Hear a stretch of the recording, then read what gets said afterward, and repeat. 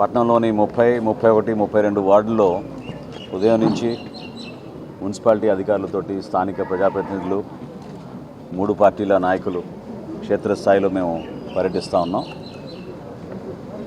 ప్రజల దగ్గరికి వెళ్ళినప్పుడు ఎక్కువగా మేము అందిస్తున్న సంక్షేమ కార్యక్రమాల గురించి పూర్తి స్థాయిలో సంతృప్తి వ్యక్తపరచడం జరిగింది. ఒక విధంగా చెప్పాలంటే ఇన్ని ఆర్థిక ఇబ్బందులు కూడా గౌరవ ముఖ్యమంత్రి గారు చంద్రబాబు నాయుడు గారు, అదేవిధంగా రాష్ట్ర ఉప ముఖ్యమంత్రి పవన్ కళ్యాణ్ గారు సమన్వయపరుచుకుంటూ ప్రభుత్వంలో అటువంటి లోటు లేకుండా, ప్రజలకి ఎక్కడ ఇబ్బంది కలగకుండా క్షేత్రస్థాయిలో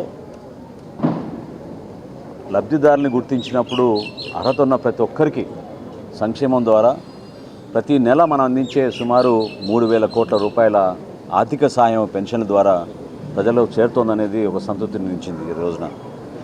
అదేవిధంగా అభివృద్ధి కార్యక్రమాల్లో క్షేత్రస్థాయిలో ఉన్న రోడ్ల విషయంలో కానివ్వండి, సైడ్ కాలువల విషయంలో కానివ్వండి, మరమ్మతులు చేయాల్సిన ప్రాంతాల్లో ప్రజలు మా దృష్టికి తీసుకొచ్చినప్పుడు ఆల్రెడీ మేము ఒక ప్రణాళిక సిద్ధం చేసుకుని ఈ 31వ వార్డు అమరావతి ప్లాట్స్లోనూ, అదేవిధంగా 30 వార్డులో గతంలో చేపట్టిన కొన్ని ప్రధానమైన కాలువలు, స్టామ్ వాటర్ డ్రైన్ అయితే మనం చేసామో, చెంచుపేట బ్రిడ్జ్ దగ్గర నుంచి మనం జేఎంజే కాలేజ్ వరకు, వీటన్నిటిని కూడా ఇంకా మౌలిక సదుపాయాలు కల్పించాలని తపంతో పనిచేస్తున్న వివిధ శాఖల్ని సమన్వయపరుచుకుంటూ ముందుకు వస్తూ ఉన్నాం. ఈ ఒక్క ప్రాంతంలోనే దాదాపు 10,50,00,000 రూపాయలు మంజూరు చేశాం.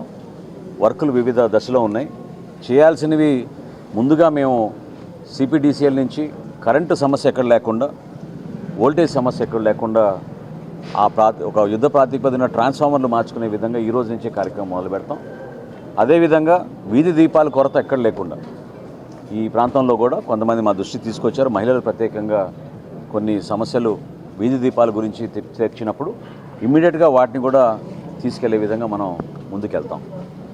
వీటితో పాటు ప్రజలు ఏదైతే కోరుకుంటున్నారో మౌలిక సదుపాయాల కల్పనలో, ప్రత్యేకంగా అమరావతి ప్లాట్స్లో 3 పార్కుల నిర్మాణం, ఆ పార్కులతో పాటు వీలైతే అక్కడ పిల్లలకి ప్లే గ్రౌండ్ కూడా ఏర్పాటు చేసి వారికి మౌలిక సదుపాయాలు కల్పించాలని ఒక ప్రయత్నం చేస్తున్నాం.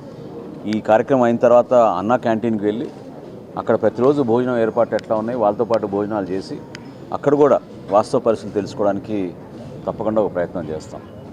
రాజకీయంగా కూటమి మేము 3 పార్టీలు కూడా సమన్వయపరుచుకుంటూ ఎక్కడ కూడా ఎటువంటి గ్యాప్ లేకుండా ఎన్డీఏలో మేము భాగస్వాములుగా ఒక బాధ్యతతోటి గౌరవ ముఖ్యమంత్రి గారు, గౌరవ ఉప ముఖ్యమంత్రి గారు, అదేవిధంగా కేంద్రంలో నరేంద్ర మోడీ గారి నాయకత్వంలో నిధుల విషయంలో ఎక్కడ కొరత లేకుండా మేము చేస్తున్న కార్యక్రమాల్లో భాగంగా రాబోయే రోజుల్లో స్థానిక సంస్థల ఎన్నికలు కూడా సిద్ధమవుతూ ఉన్నాం. ఈ కోణం నుంచి మనం చూసినప్పుడు ప్రతి ఒక్కరికి ఒక అవకాశం కల్పించే విధంగా, ఎక్కడైతే స్థానికంగా నాయకత్వం ఉందో ఆ నాయకత్వాన్ని బలోపేతం చేసే విధంగా ఇక్కడ ఒక మాట మాత్రమే మీ దృష్టికి తీసుకొస్తున్నాను. ఎందుకంటే ఉదయం నుంచి చాలామంది నన్ను ఫోన్లు చేసి అడిగారు, ఒక పత్రికా వార్తలు వచ్చినాయని.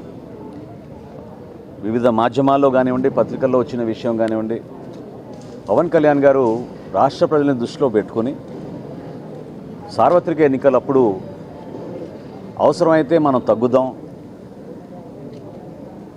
ఏ ప్రాంతంలో మన అభ్యర్థులు ఉన్నారో పార్లమెంట్లో కానివ్వండి, శాసనసభలో కానివ్వండి,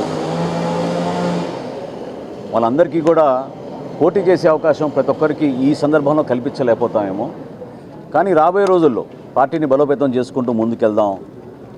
2024లో జరిగిన ఎన్నికలు మాత్రం ఓటు చీలనివ్వం అనే మాట ఆయన ఇచ్చినందుకు దాన్ని గౌరవించుకుంటూ ఎక్కడ కూడా పొరపాటు లేకుండా ఆయన నిలబడ్డారు.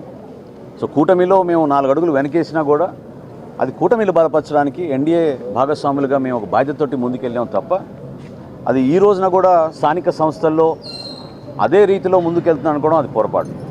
కాబట్టి జనసేన పార్టీలో ఉన్న మా నాయకులు, కార్యకర్తలు వివిధ ప్రాంతాల్లో మేము పర్యటించినప్పుడు వాళ్ళందరికీ కూడా రాబోయే రోజుల్లో కూడా మీకు పోటీ చేసే అవకాశం కల్పించడానికి కోసం తప్పకుండా మీ నాయకత్వం బలోపేతం అయ్యేటట్టు మీరు క్షేత్రస్థాయిలో పర్యటించండి, నిలబడండి. పవన్ కళ్యాణ్ గారు కోరేది కూడా ఒకటే, యువత ముందుకు రావాలి, మహిళలు ముందుకు రావాలి, రాజకీయంగా అందరికీ మనం చక్కటి అవకాశం కల్పించాలి. అటువంటి అద్భుతమైన ఒక వేదిక కష్టపడి జనసేన పార్టీ నిర్మాణం చేసినప్పటి నుంచి కూడా ప్రజల పక్షాన్ని నిలబడి పోరాటం చేస్తూనే ఉన్నారు. కాబట్టి అప్పుడు వర్తించిన ఫార్ములా ఈరోజు కూడా వర్తిస్తుందనే వార్త ఈరోజు వచ్చింది. అది కరెక్ట్ కాదు. మొన్ననే మాకు ఎన్డీఏ సమన్వయం చేసుకుంటూ మీటింగ్ చేసుకున్నాం. సో రాబోయే రోజుల్లో మన బలబలాలని బట్టి, మన నాయకత్వాన్ని బట్టి, ఏ మున్సిపాలిటీలో, ఏ జిల్లాలో ఎక్కడ మనకి నాయకత్వం బాగా ఉందో వివిధ పార్టీలని సమన్వయపరుచుకుంటూ Telugu Desam party, Janasena party, Bharatiya Janata party మూడు కూడా ఒక బాధ్యతతోటి క్షేత్రస్థాయిలో నిలబడిన నాయకత్వాన్ని గౌరవించుకుంటూ వాళ్ళకి అవకాశాలు కల్పించుకుంటూ తీసుకెళ్లాల్సిన అవసరం ఖచ్చితంగా ఉంటుంది.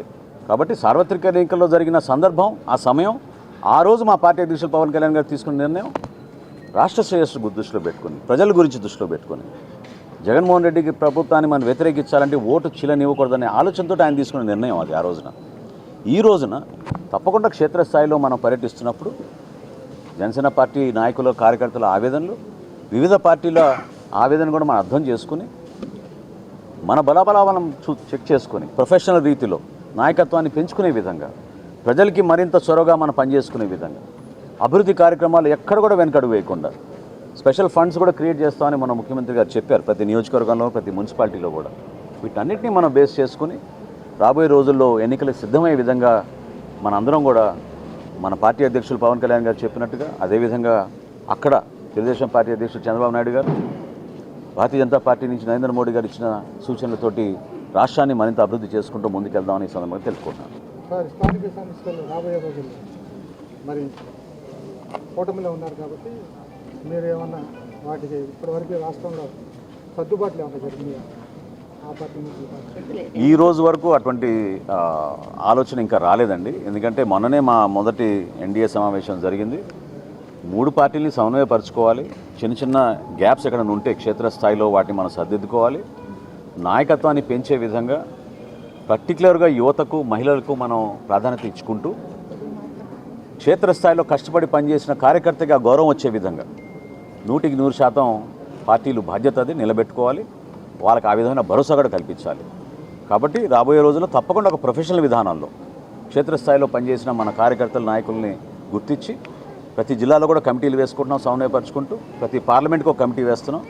ఆ సమన్వయపరుచుకున్న తర్వాత ఆ వివరాలు బేస్ చేసుకుని ఎవరికి ఎటువంటి పరిస్థితుల్లో మనం ఎవరికి సీట్లు ఇవ్వగలుగుతాం, ఏం చేద్దాం, సెలక్షన్ ఎట్లా ఉంటుందని దానిపైన మేము